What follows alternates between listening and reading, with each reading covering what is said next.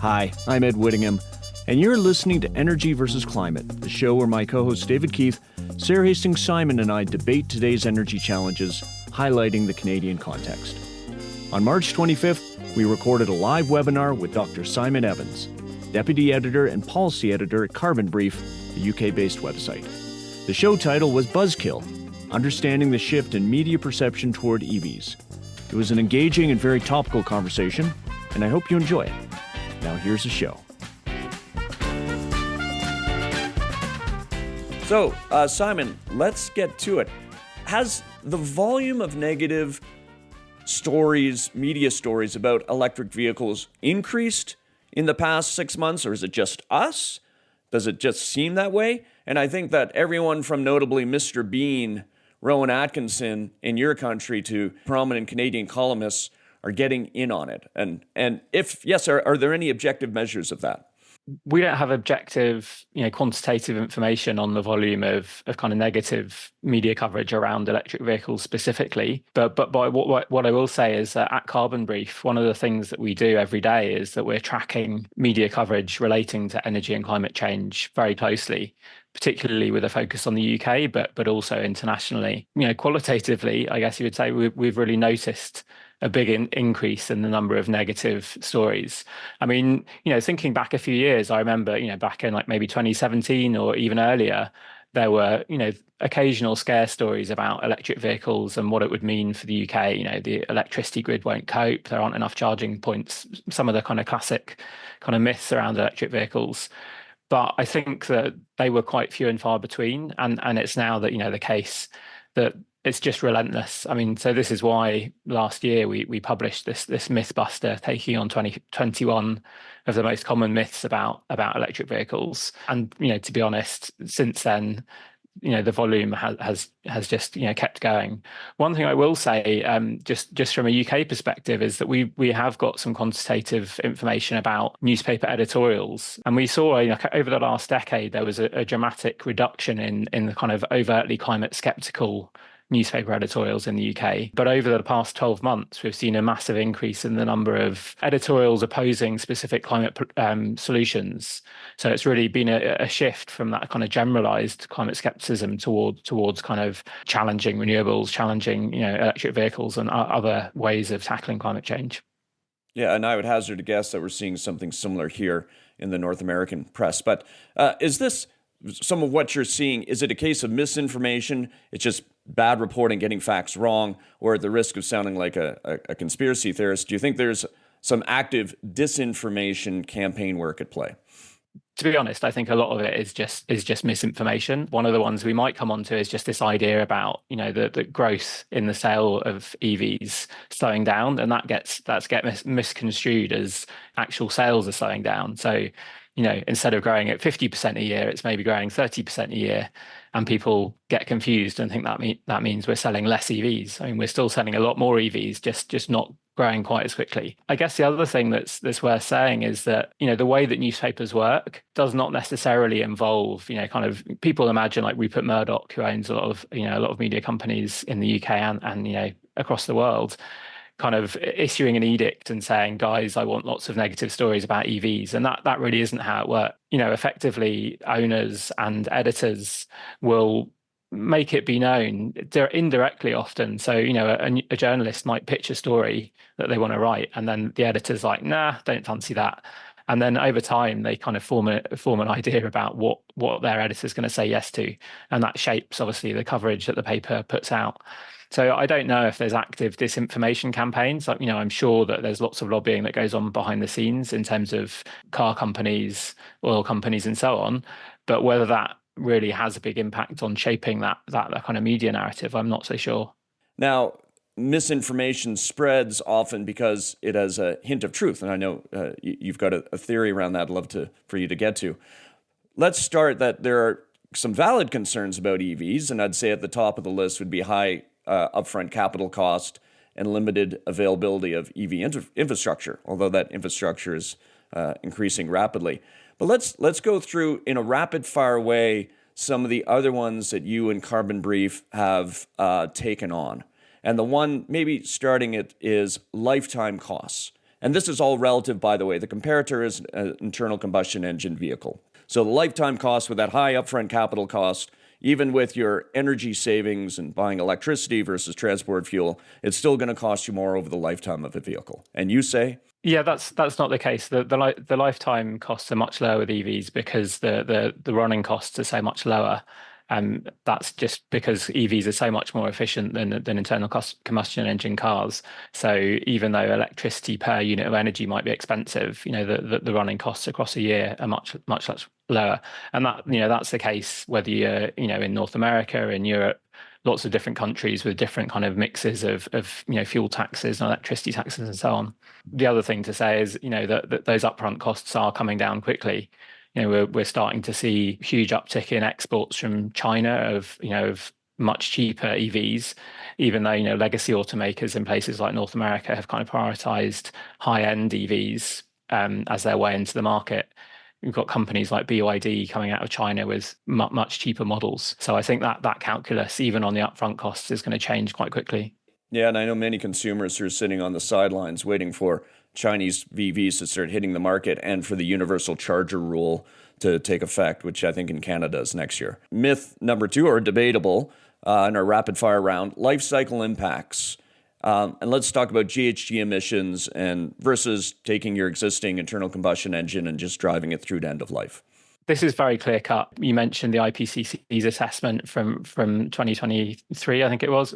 Basically, they found, assuming you don't have like a completely coal dominated grid, you're going to see significant life cycle emission savings. And, people imagine somewhere like China has a coal dependent grid, and therefore maybe driving an EV isn't a good idea there.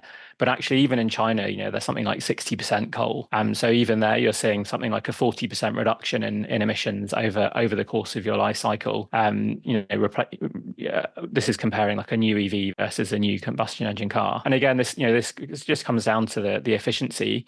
And you have to also think about the fact that the grid is getting cleaner over time as we build out renewables and other low carbon sources of electricity. I think that there's kind of 3 key issues that people kind of stumble over, and that makes it seem like combustion engine cars aren't as bad in terms of emissions. Firstly, they tend to ignore the fact that, when you buy a car and it says this car does whatever, like 50 miles to the gallon or whatever it says on the sticker, the real world results show that actually is generally not very accurate. So you're looking at like 25 or even 40% higher emissions per mile. Then the second thing is people tend to ignore the fact that actually refining fuel creates lots of emissions as well. And the third thing is people tend to overstate the emissions associated with manufacturing batteries, which obviously is a relatively new technology and it's getting more efficient and cheaper over time. And that comes with lower emissions. And when you put all of those things together, then that's why you see 50 or 60% savings in greenhouse gas emissions, including the whole life cycle. I'm glad you mentioned batteries because they often get singled out for criticism, and it seems especially of late. And the criticism being issues around the environmental and social impacts of beginning of life, so the mining that affects rural and often indigenous communities, and end of life, that is disposing of the batteries. How did you do that? So what did you and Carbon Brief say about that? Just to start off, we obviously can't ignore, and it's important to take into account and try and address the environmental social impacts of mining, which are significant. And it is the case that there will need to be a significant increase in mining in order to satisfy the needs for critical minerals for making batteries and other clean technologies. That said, I think people need a bit of perspective. So I think at the moment we're extracting and burning every single year something like 15 billion tons of fossil fuels. That's a sort of unimaginably large amount of material that we're pulling out of the ground to feed our kind of fossil fuel habit, if you like. And that's something you need to put fuel into your car every single week. It's like an ongoing flow of fossil fuels going through the system. With electric vehicles and other clean technologies, you're mining critical minerals, you're building a battery, and then you run the battery with electricity, and that can be clean electricity. And so it's a totally different, it's a stock of batteries, if you like, and a stock of electric vehicles, and that's quite a different impact. And in terms of looking ahead, if we get on a kind of safe pathway, you might be talking about 30 million tons of critical minerals needing to be mined in 2030. And that's just like hundreds of times lower just in terms of the weight. So without wanting to kind of dismiss the impacts associated with mining all of that material, I think people do need some perspective. And last one, and then we'll get to our group discussion. Plug-in hybrid electric vehicles in a grid. You mentioned China's grid. Alberta still has a fairly, where two of us are sitting today, a fairly carbon-intensive grid at 450 grams for CO2 per kilowatt hour. You said by email that the latest real-world data recently published by the European Commission confirms plug-in hybrid electric vehicles are garbage when it comes to cutting carbon. So just briefly, why is that? Why wouldn't it be a good choice in a place like Alberta? One of the ideas is, people are worried about range, they're worried about charging infrastructure. And so people are like, well, why don't we just kind of, ease into things, buy a plug-in hybrid? That means you can charge it with electricity, but also if you run out of range, if you find that you're somewhere and there isn't a plug to plug into, you can just run it on the combustion engine and keep going. And, then you don't have any of those sort of kind of range anxiety concerns. The issue is that just because you can plug it in, and just because on paper, if you did plug it in all the time, you would have quite significant reductions in the emissions associated with running that vehicle, doesn't mean that people in reality actually do plug it in. What the data you referred to from the European Commission found is that the kind of on paper savings, in reality, it's something like 3.5 times worse than the on paper savings of plug-in hybrids, simply because people just don't plug it in.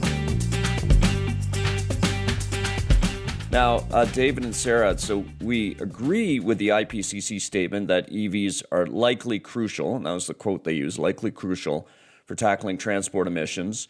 It's happening. EV sales are growing. When we compare the cost effectiveness of policies to incentivize EVs, say, to other measures, it's difficult to calculate that when technologies are changing rapidly. With those as caveats, and David, let me crack open the near-term cost effectiveness discussion. So by one measure by the McDonald-Laurier Institute, that the combination of federal and provincial rebates represents a very high cost per ton. This is the rebates for EVs, and on the order of $355 per ton of greenhouse gas emissions in Alberta. That's $964 per ton in Quebec. And given the high capital cost of EVs, these subsidies at high cost per ton bases tend to benefit high-income earners more than anyone else. So that's the kind of nameplate criticism. David, can you talk about some of the ranges of costs and cost effectiveness of comparing EVs to other options, say various low-carbon fuels, pathways or walkability or cycling or even public transit? Yeah, I can try. It's very hard. I want to maybe start by saying what it means to calculate cost effectiveness. So first you have to calculate the life cycle cost of owning some EVs. Say for 10 years, that means both the capital cost and the real cost of money that you as a consumer have to pay compared to other costs of money, and then the operating costs, which are going to be lower in the gasoline car. So that's a kind of levelized cost you need to calculate. Then you need to calculate the same levelized cost using the same methods and same cost of capital and so on for a gasoline car. And then you have to find cars that are comparable, which turns out to be very hard, with the same amenities and other properties. And I've tried to do this with students in different ways, like engineering students in careful ways. It's not easy to actually find comparables, and the comparability really matters when you're trying to calculate the cost difference. So that overall is going to tell you the levelized cost difference of the two vehicles. So if you have the levelized cost difference, then the other thing you need is the average difference in carbon intensity. And that there is no question, just as Simon said, that in really any situation, all but a few bizarre situations, EVs have substantially lower emissions. But calculating that emission delta also isn't actually easy to do accurately, and it's very location dependent. It depends on the grid carbon intensity, but it's more than just the average grid carbon intensity. It depends on the typical charging profile by time of day or week of the vehicles compared to the grid carbon intensity, which varies with time. So in practice, to do this right, you got to do all those things. And that's why if there was no bias, if there were no axes being ground, if you were just trying to do this in a objective way, you'd find that there was a big scatter in estimates of these costs. I've tried to do it a couple times with strong students and got big ranges, up to many, many hundreds of dollars a ton carbon. I think in some cases that's correct. And other places going to be much lower. It's very hard to know. And so I think my point there is it's actually quite hard to calculate even without these strong opinions. My impression is that in many places, it's many hundreds of dollars a ton still. That's sort of what I've got with my own calculations for the vehicle I bought. Then there's a whole separate question. A rigid econ would say that you should never pay $250 to abate a ton of carbon if you can some other place in the economy pay $200 a ton carbon. And to be clear, Ed, I'm actually not thinking about alternative fuels. I think for light duty vehicles, electrics are going to take it. And there's all sorts of reasons to believe that's going to be true in the long run. But in the long run, as economists also say, we're all dead. And so the short run does matter in thinking about how we allocate our money for carbon. But it still might be right that in some situations it is worth either individuals paying more or society paying more in order to drive induced technological change. And that was the whole point of the California Low Carbon Fuel Standard, for example, was exactly structured in that way. So it may sometimes be right to pay more when you know you're inducing technological change, but it's not as if you know exactly how technological change will work. And that argument can't say that in every case you should pay for very expensive things. So that's a big, complicated way to say, A, I don't know. B, it's legitimate to ask the question. It's not just anti-EVism. There are places where the EV cost effectiveness is going to be relatively low compared to other things we can do in the economy. And it is true that those subsidies often go more to wealthy people now. Of course, that's not going to be true in the future. So that's a long-winded way of saying I think there really are issues here, even though I'm personally really excited by my EV and really do think that a bunch of concerns we had, say, about cobalt and batteries are just going away incredibly fast. And I think that we will end up with very deep EV penetration. And David, thanks for that. I want to get all of us later just to talk about Canada's specific approach and to incentivizing EVs and EV production, and if that's on the latter case, the right industrial policy. Sarah, what is your take on this? And also, what do the numbers tell you when you looked at an EV purchase? Sure. So when I think about the benefits, I think one of the things that, that study you cited, Ed, and many others don't pay enough attention to, or in that case, don't pay any attention to, are the non-climate benefits. And those are actually quite significant, and they impact marginalized socioeconomic groups most strongly. And so there was a recent paper by Dr. Hatsopoulou, apologies for probably butchering that name, looking at the benefits of electrification of cars and SUVs in the Greater Toronto area. And there they found that the per vehicle social benefits were somewhere around $9,850. So, David's point is well taken that, you probably could do that analyses in different ways and find somewhat different numbers. But the general scope of it, or the general size of it, I think gives some kind of indication when we compare that to, a $5,000 federal benefit.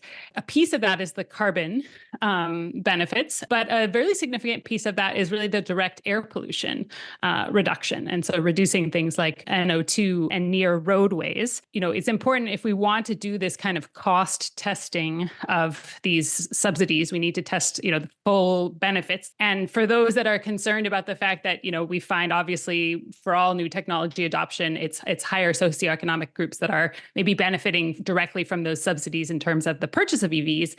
It's the more marginalized socioeconomic groups that actually face the worst of that air pollution, because they are the ones that live typically closer to large roadways where they're more exposed to that. So I think it's important, to kind of take that big picture look. I also wanted to just mention one other, I think, interesting study that gets at David's other points around cost reduction. This was in the case of solar subsidies, but Dr. Thibault in Energy Policy, along with some co-authors, looked at trying to say, what would be the optimal solar subsidy sort of pathway over time based on both the direct emissions reductions and the learning costs. And what they find is that very high subsidies up front to actually drive down the cost of, in this case, solar, but presumably one assumes the same kind of thing applies to EVs, that fall off over time is the right way to do things. And that comes back again then to kind of, well, how do you do that in a fair way if you have only high subsidies up front and then remove them? Of course, you're not leaving those subsidies for others who might be buying EVs later on. And for that, I think we can look to California again and sort of some of what they're doing around having very significant EV subsidies, and then starting to pull those back and having them means tested, right? Once you have a significant level of adoption, then you have those subsidies only for those that are, making below a certain amount of money each year. So very much there are ways to, address the challenges or concerns that people may have, as long as they're, truly legitimate concerns. And then last point before I throw it back to you, Ed, just coming back to this kind of increased polarization, I think that part of it, in my mind, really reflects the degree and level of adoption that we're seeing of EVs, right? And so Dr. Leah Stokes and others have really, I think, documented well how there's increased polarization as technology matures, and it actually starts to become a threat to incumbents within the sector. And I think, we must be seeing some of that within this increased pushback against EVs. Yes, that's the hint of actually a disinformation campaign. And I want to, before we turn to audience Q&A, just talk about what we're seeing around media coverage of EVs, generally in the context of what we're seeing the debate around climate change and going. And Simon, you'd mentioned it, where we're no longer disputing the science of climate change, but now people are really raising some questions, some invalid, some valid, around particular approaches to addressing climate change. But Simon, back to you. We've had coming up to 9 years of a Liberal government that has done a lot to incentivize EV purchases and manufacturing. And that's, the rebates that we mentioned, provincial governments, some not in our province here in Alberta, but many provinces have their own rebates.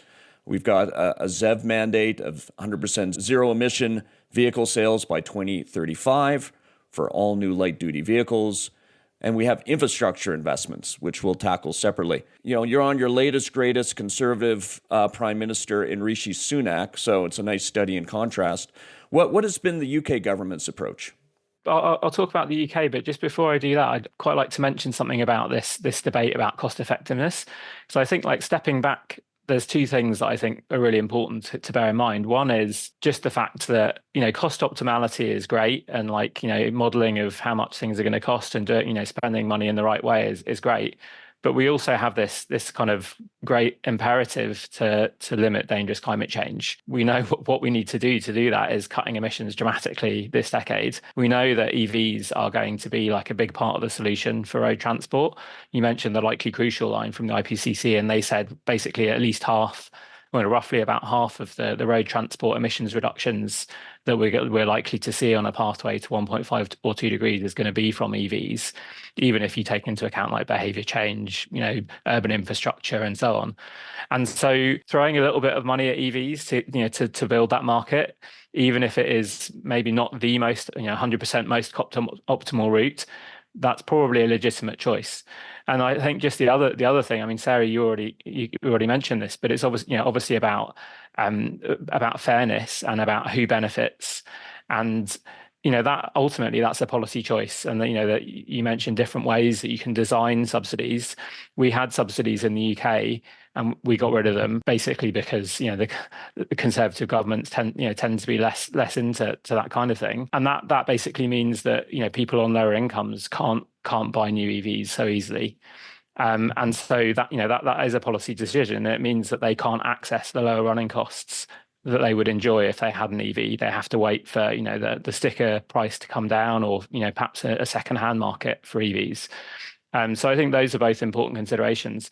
To interrupt, could I ask you, with the subsidies, because it's germane to Canada, we've got a Conservative Prime Minister in waiting in Pierre Poilievre, who would very likely yank the subsidy program.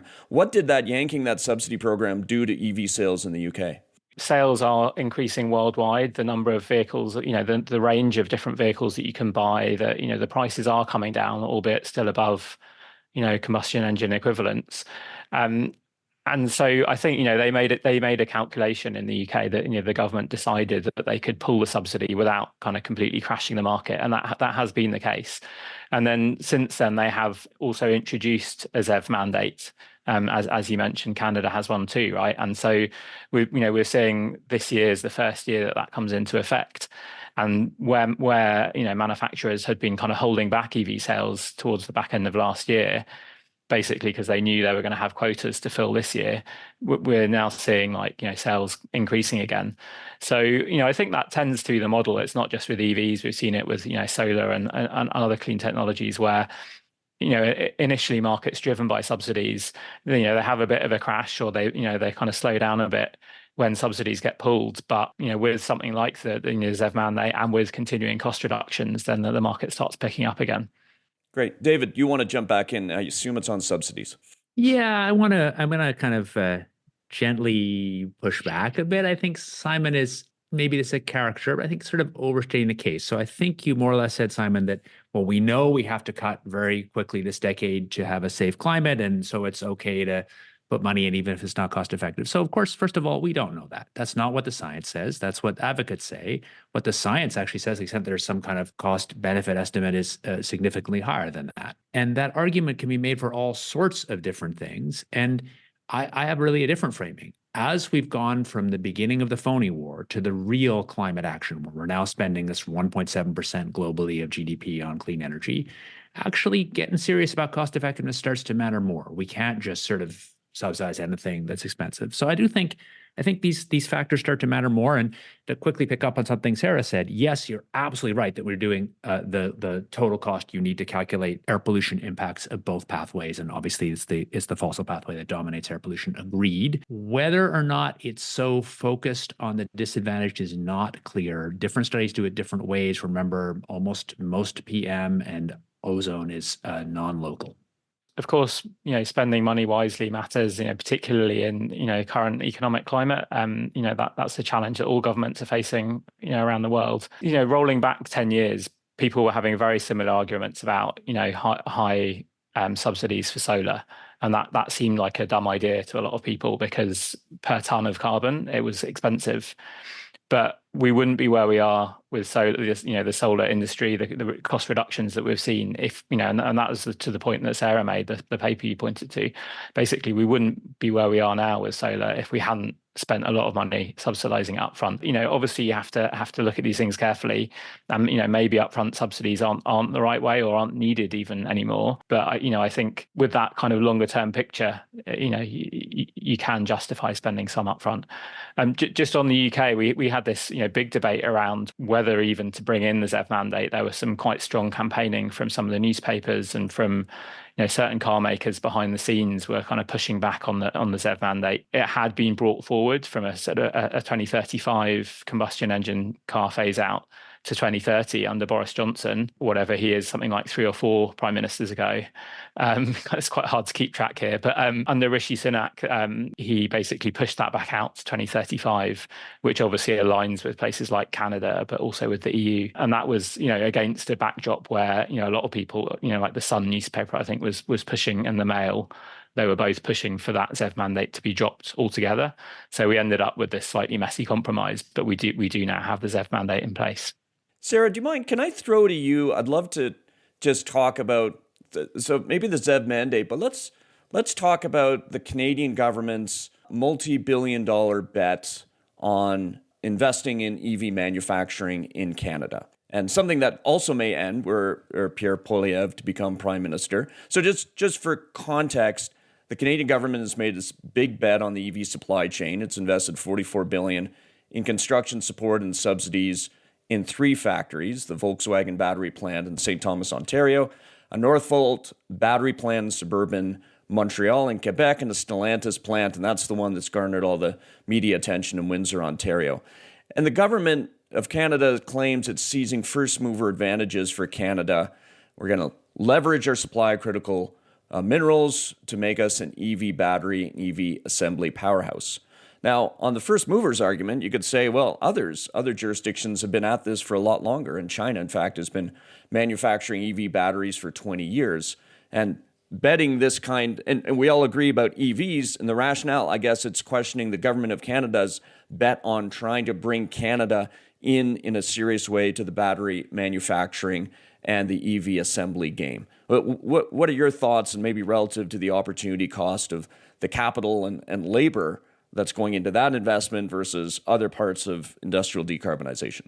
There's a bunch of different things that I think that you could view this policy as trying to do. And it's a question of, how do you divide it between them, or which one do you think is the driving factor? The idea of it as a sort of jobs policy that is in the green job space, but, really is much more of a domestic manufacturing support, is one way, I think, given Canada's history in vehicle manufacturing, is one way to really read this. A separate one is actually more through the lens of energy security, right? And I think there is a big push to, have a diversification of the supply chain of electric vehicles as they become a more important part of our transportation sector. And I think there's probably some good logic behind that to say that, if we are, as David said, going to see light duty vehicle manufacturing become predominantly or become electrified, then there's good reasons that you wouldn't want to have that all happening within only one country. And then there is the green kind of element to that of, well, if you're manufacturing more EVs locally, you may be having more sales of them. I think it's interesting to see that it's very similar to what's happening in the US, really, in terms of the IRA supporting electric vehicle and electric battery manufacturing. I don't know that it's so much of an outlier compared to what the U.S. is doing. If I had any quibble about the way that the government has moved forward with these subsidies, is that they seem to be much more sort of targeted and through bilateral agreements than an approach where you sort of open up the options and say, here are the rules and here's the support that you can get, and you let any company that's ready to come and do that. I think that would be a better way to go about doing this. I'd also like to see more ties and more work on the mining side, which I think is maybe coming to see what we could do to have Alberta be the provider of some of the lithium for those batteries. Right, I think it's a little bit underexplored in terms of the production that we might see of critical minerals coming out of Alberta and kind of that transformation of the experience and expertise that we have in, put crudely, extracting things from underground for transportation. This is another version of that. Great. And David, to put you on the spot, can you comment more on the U.S. approach under the Inflation Reduction Act that Sarah mentioned? Because I know IRA has both rebates or subsidies for purchase, and I think the jury is out on whether those are working or not. And then the same kind of production incentives to actually bring the EV supply chain into the U.S. My simple and repetitive and boring answer from Canada is, Canada needs to focus on a few things it can win on for manufacturing. And so I get worried when they're talking about doing, batteries and assembly and these different pieces and lithium in Alberta. I think each of these things may or may not make sense, but you need to put a lot of effort in industrial policy and if you're really going to win. Simon, any comment? And you must track it, sort of comparing and contrasting, say, the U.S. approach to the Canadian approach versus the U.K. approach. We don't know what it's doing on EV manufacturing.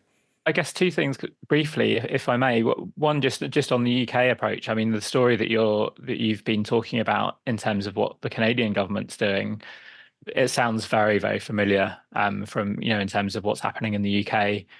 There's news just in the last couple of days that there was going to be like a new gigafactory built near Coventry Airport in the West Midlands. The government's been, putting a lot of, basically handing bungs to big companies to make these kind of investments. Not all of them have worked out. There was this big kind of gigafactory that was going to be called British Volt that was going to make batteries, and that's basically fallen through.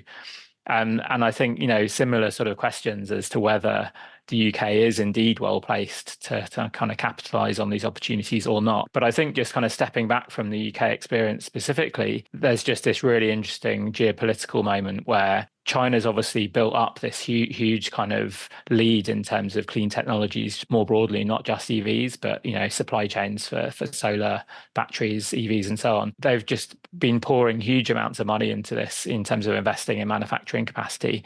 And, effectively, they've created this massive kind of glut of clean technology supply, which they're now starting to export. And that's just, creating real kind of ripple effects. And that's kind of why you're seeing, like the EU announcing investigations into, Chinese subsidies for EVs, for solar and so on. You've got President Biden talking about, concerns about floods of Chinese cars. You can kind of see why they're worried. They're worried about the manufacturing industries for cars in their own countries being severely damaged by really good EVs coming from China very cheaply. From a climate perspective, that might be quite good. It makes it easier for consumers to buy them. But from a kind of an industrial policy, from jobs and and so on, and from just diversity and security of supply, you can see why governments might be wanting to drive some of those domestic investments themselves.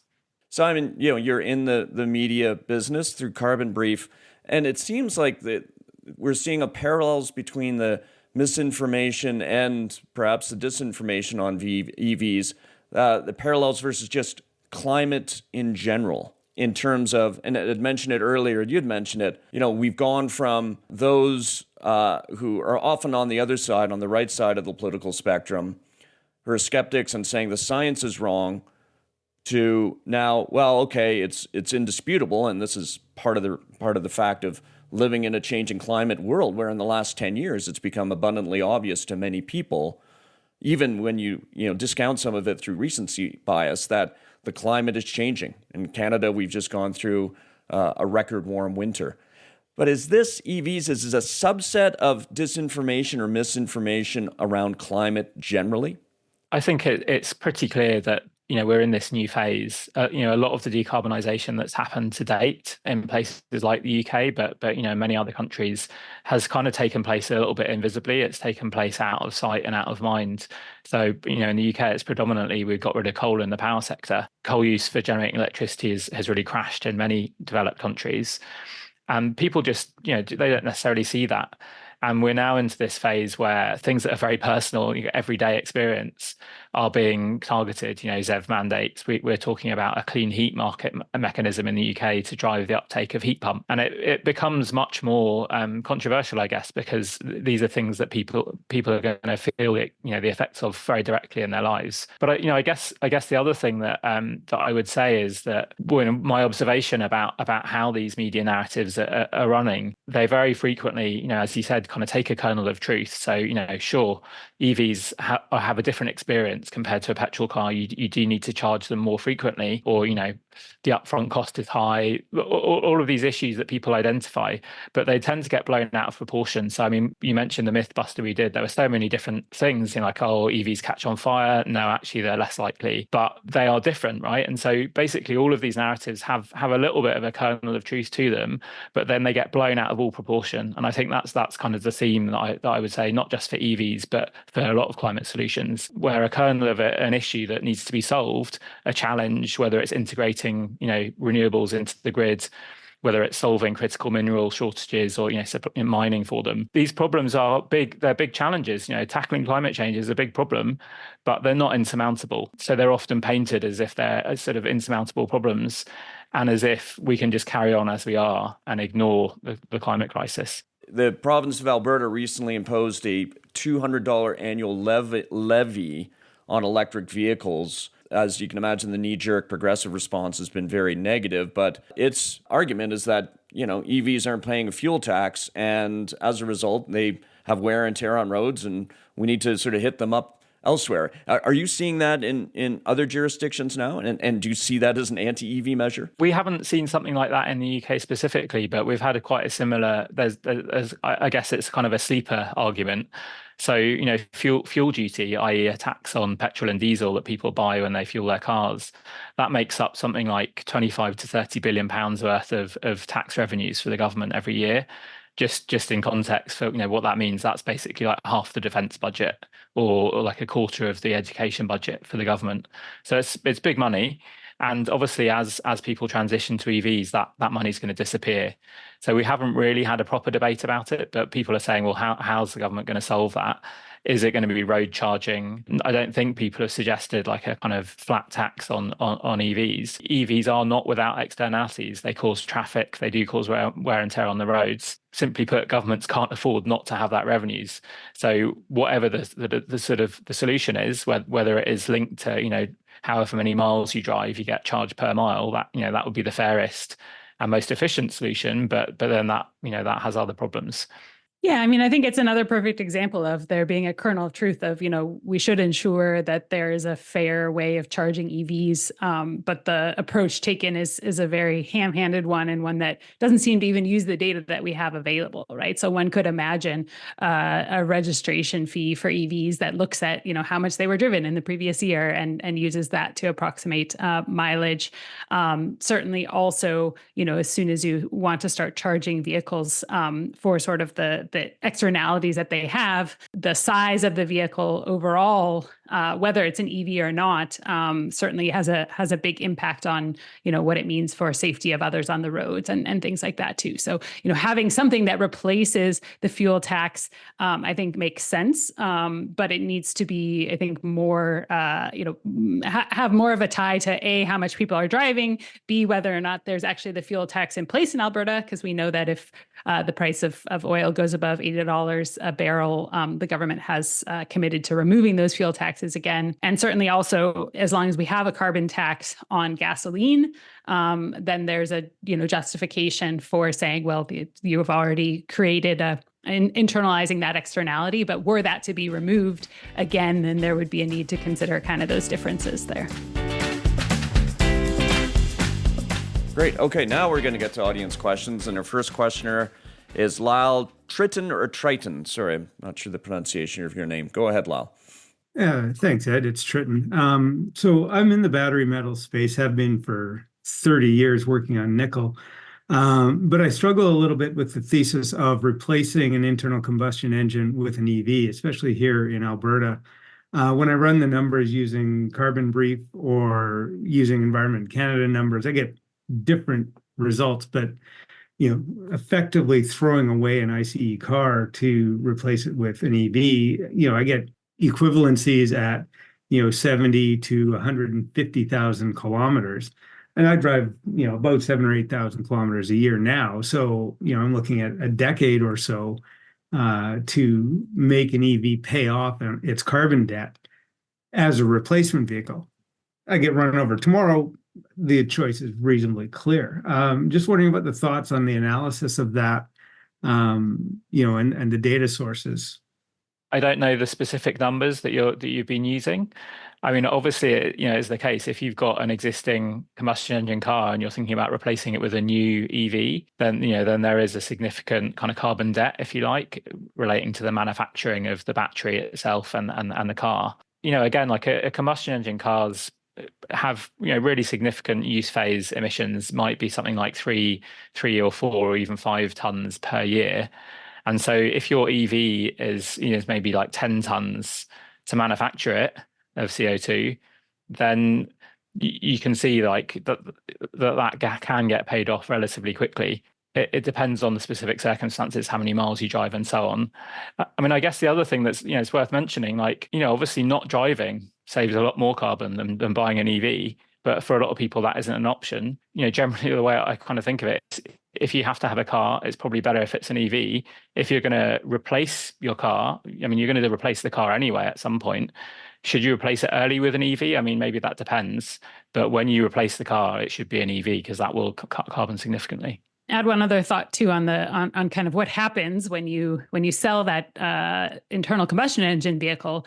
And in fact, we do have quite a robust, used vehicle market. And I think that does help the calculation here, right? At the end of the day, that vehicle doesn't, your internal combustion engine vehicle, especially if it's efficient, doesn't end up getting scrapped. In fact, it goes into the used vehicle supply chain.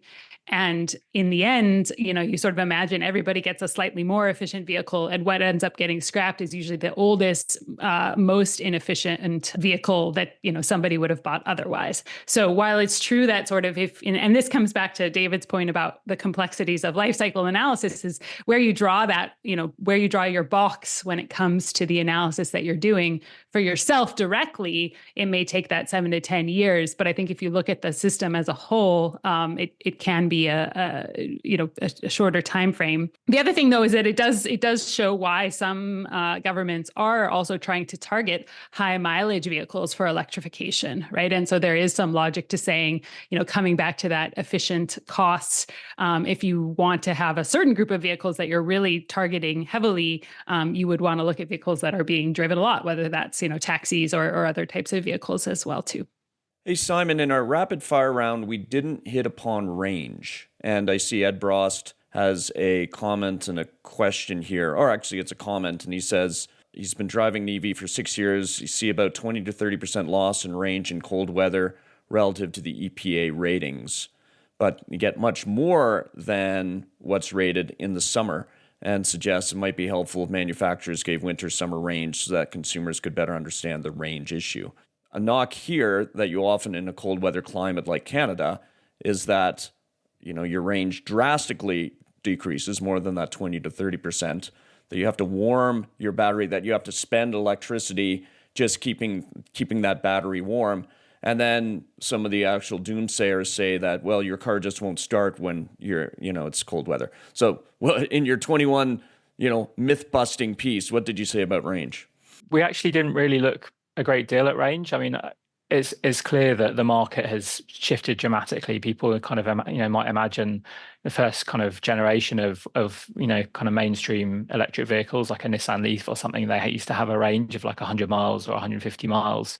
Typically now we're, a lot of cars that would be more like 250, 300. So sure, you might well lose a lot of range if it's cold, simply because of warming the battery, warming the car, and just because the way batteries work, that the chemistry of it is affected by the temperature. But that's not to say that the range is suddenly kind of unusable. And I guess the other point about cold weather and EVs is one of the markets that has one of the highest penetration rates of EVs in the world is Norway. Perhaps not quite as extreme as Canada. I don't know the kind of climate in Norway versus Canada, but it's a pretty cold place, and they seem to get on just fine. Again, it's one of these issues of there's a kernel there. There was reporting recently about they had some problems with a first kind of generation of electric buses in Norway, where they're really really struggling to cope with cold weather conditions. They're like, well, we're not giving up on this. We're just going to work out the problems, and that I think is the same for cold weather. Just to kind of push back to you on temperatures, Norway is a coastal climate. It's really not very cold compared to interior North America. So it really is a difference. I think I don't see it as a long-term challenge. And clearly EVs actually probably start better than conventional vehicles, is my sense, at extreme cold. But the range issue feels to me real in cold temperatures. A question here just about India and what is India doing? We unpacked a bit about China, and those who have been there have seen firsthand what it's doing in terms of electrifying its transport, what it's doing aggressively now in building up its EV manufacturing chain, not just batteries, but actual cars, which we'll see in North America shortly. Open to anyone, and David, I know you're recently in India. What is India doing? I have no idea the degree of electrification that you see there. You don't see much on the streets when I was there in September in 3 different big cities. Certainly lots of policy people are talking about it. There's talk about really pushing it into these small scooter vehicles, which I think would be a very cost-effective thing to do. Of course, back to the air pollution trade-off, if you're going against diesel vehicles that have very high local pollution, then the benefits of EVs are even larger, and a health benefit really quite huge. Even pretty recently, I saw in India and in Bangladesh when I was there, EVs that were still lead acid battery powered, which kind of stunned me that was still true. I don't really understand the economics of it. I think people underestimate the extent to which 2 and 3 wheeler electric vehicles are a really significant part of the story in places like India, but in other countries as well. Bloomberg New Energy Finance, when they kind of do the analysis of how much oil demand is being offset by the EVs that have been deployed already globally. I don't know the exact proportion, but a significant proportion of that is down to 2 and 3 wheelers. And then also like buses, just down to the fact that they do high mileage. Somewhere like China, I think, the vast majority of buses there now are electrified, but actually their market as a whole, I think, is getting close to 50% what they call new energy vehicles, which I think involves EVs, but also plug-in hybrids. But that's kind of a staggering penetration rate compared to somewhere like the UK. I think we're about 20%. I think people don't realize quite how far ahead they are. Let's make this our last question. We're getting close to the top of the hour, and Peter Falloon here is talking about hydrogen versus as a reasonable alternative to electric for some portion of the transportation system. I think of that question. I think of the CEO of Toyota, who has recently said that he thinks that EVs will top out at no more than 30% of the market. That's Toyota chairman, not CEO, Akio Toyoda. And by the way, I should say Japan and Toyota have bet fairly big on the hydrogen economy, as has Germany in terms of its investment in hydrogen fueling infrastructure. But we no longer see it as any credible discussion about personal transportation. So I'll open it up to all of you. Simon, David, Sarah, what is the role of hydrogen? Where could it be used to help decarbonize transportation? I'll jump in. This is stuff I put a lot of time into 20 years ago. I think if you think the whole transportation structure and you think, where does hydrogen really make sense? It makes sense in some places where you're substituting for very dirty fuels, where the volumetric constraint that hydrogen is a low density gas doesn't matter that much, and where you're going from major places that actually have hydrogen already there. And one of the answers we thought about very seriously was international shipping. There's some deep reasons why that might make sense. It's also conceivable in aircraft where you get the giant benefit of the weight benefit that really doesn't play out that much anywhere else. I think overall, hydrogen for light duty vehicles feels to me extraordinarily unlikely now, particularly as EVs really come in. It's so hard to build out a light duty refueling infrastructure, and now it's going to be even harder as gasoline goes down and EVs come up. You'd have to get to a point where you had enough hydrogen infrastructure, and local hydrogen is pretty cost and environmentally inefficient. So I just don't see a version of that for light duty vehicles. I do think it might happen elsewhere in the transportation system. Heavy off-road vehicles as well for mining, for example. I'm with you, David. I mean, I think one of the parts, and I'll just point to this specific one, is the infrastructure, right? And as we talked about, we hear so much about how it's going to be so hard to build out an EV charging infrastructure, despite the fact that we already have the fuel, if you want, the electricity running all over our, countries and wherever we're going. And so, imagine doing that for a fuel that you don't have sort of currently circulating. Agree with all of that, and just to put some numbers on this, as of last year, there were less than 100,000 fuel cell electric vehicles on the road, i.e. hydrogen fueled vehicles, and I think we're up to sort of 15 or 20 million EVs. So just in terms of what's actually happening, I mean, Toyota historically has made a big push and a big bet on hydrogen vehicles, but I just don't see it happening. And I think the kind of the space where it might make sense is shrinking all the time, as in terms of like heavy duty trucks, even seeing big moves into electrification there. So I think it may be a niche solution in some places, but yeah, in general I agree completely with what Sarah and David said. Yeah, and one of those niche areas, Simon, is we may see it actually on the rails here as part of rolling stock. A railway company, Canadian Pacific, is committed to piloting hydrogen engines to replace diesel engines. Thanks for listening to Energy versus Climate. The show is created by David Keith, Sarah Hastings-Simon, and me, Ed Whittingham, and produced by Amit Tandon, with help from Crystal Hickey, Serena Gibson, and Talia Grinnell. Our title and show music is The Wind-Up by Brian Lips. This season of Energy versus Climate is produced with support from the University of Calgary's Office of the Vice President, Research, and the university's Global Research Initiative. Further support comes from the Trache Family Foundation, the North Family Foundation, and our generous listeners. Sign up for updates and exclusive webinar access at energyversusclimate.com and review and rate us on your favorite podcast platform. This helps new listeners to find the show. We'll be back in early April with a special interview with Dr. Mark Jackard about carbon taxes in Canada, which has been a very hot topic of late. See you then.